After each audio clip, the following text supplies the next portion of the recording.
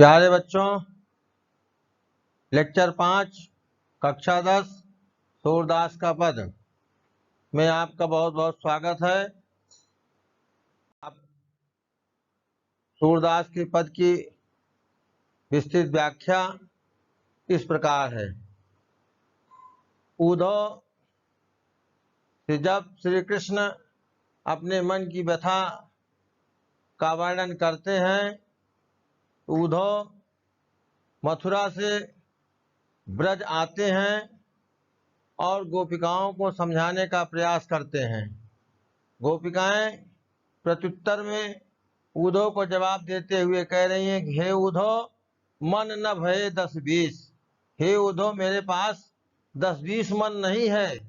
एक हुतो सो गयो श्याम संग। हुतो सो था, एक तो था, सो गयो श्याम संग। एक मन हमारे पास था, सो श्याम के अर्थात श्री कृष्ण के साथ चला गया। कौ और राधे ईश, बताइए किस मन से आपके इस ब्रह्म की हम उपासना करें। इंद्रिय शिथिल भई केशव बिन, श्री कृष्ण के बिना हमारी सारी इंद्रियां जो है शिथिल हो चुकी हैं, ढीली पड़ चुकी हैं। ज्यों देही बिन शीश, आज हमारी दशा ठीक वैसे ही है जैसे कि किसी के शरीर से उसके सिर को अलग कर दिया जाए और सिर के बिना जो शरीर की दशा होती है, उसी दशा को आज हम गोपिकाएं प्राप्त हो रही हैं। कहने का अभिप्राय है उद्धव यह है कि श्री कृष्ण हमारे शीश हैं और हम गोपिकाएं देही के समान हैं, शरीर के समान हैं। आशा लाग रहत तन श्वासा, और इस आस में हमारी सांसें चल रही हैं कि कृष्ण जो गए हैं मथुरा, एक न एक दिन लौट करके अवश्य आएंगे। और इस दशा में यदि मुझको जीना पड़ा तो जीवो कोट बरिस, हम करोड़ों वर्ष तक जीवन जी लेंगे, लेकिन श्री कृष्ण की प्रतीक्षा करना बंद नहीं करेंगे और उनके सिवा संसार में किसी ईश्वर को स्वीकार करने वाली हम गोपिकाएं नहीं हैं। तुम तो सखा श्याम सुंदर के, हे उद्धव तुम ही बताओ, तुम तो हमारे प्यारे श्री कृष्ण के मित्र हो और सकल योग के इस संसार में जितनी योग साधनाएं हैं निराकार ब्रह्म से संबंधित, उसमें आप प्रवीण हो, निपुण हो, दक्ष हो। तो तुम ही बताओ, सूर हमारे नंद नंदन बिन और नहीं जगदीश।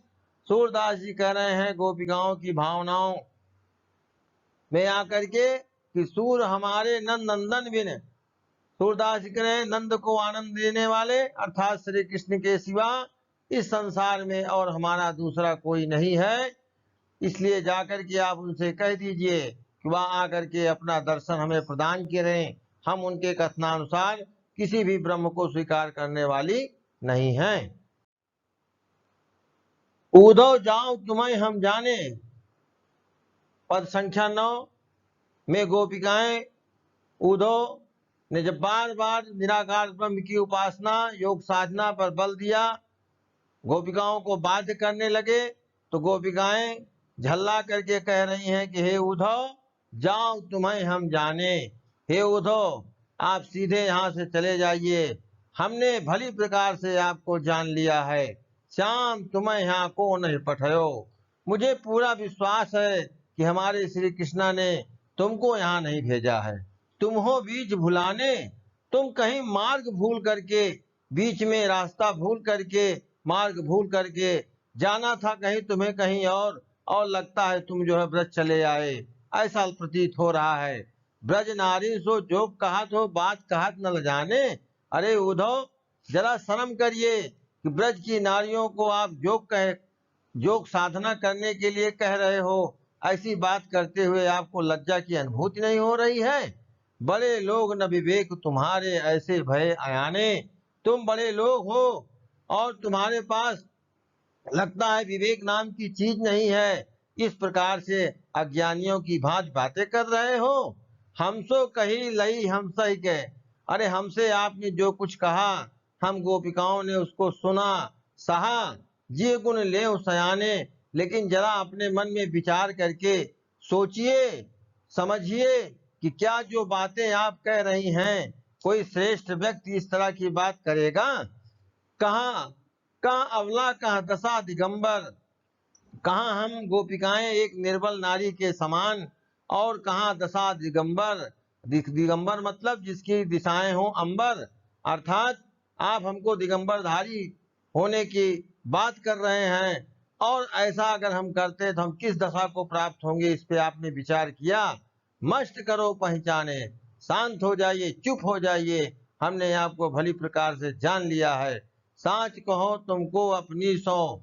अच्छा उधो, सत्य सत्य कहिए, तुमको अपनी सौगंध है, बूझत बात निदाने। क्या तुमको ऐसी बात करते हुए लज्जा की अनुभूति नहीं हुई? सूर श्याम जब तुम्हें पठायो तब न को मुस्काने। अच्छा उद्धव ये बताइए, जब हमारे श्याम श्री कृष्ण जी तुमको यहाँ पर भेजा था तो क्या थोड़ा मुस्कुराए तो नहीं थे? अगर मुस्कुराए थे या ऐसा मुस्कुरा करके तुमको यहाँ भेजा है तो समझ लीजिए कि उन्होंने तुम्हारे साथ परिहास किया है, उन्होंने जानबूझ करके यहाँ तुम्हें नहीं भेजा है। धन्यवाद बच्चों, अगले व्याख्यान में हम आगे पढ़ेंगे।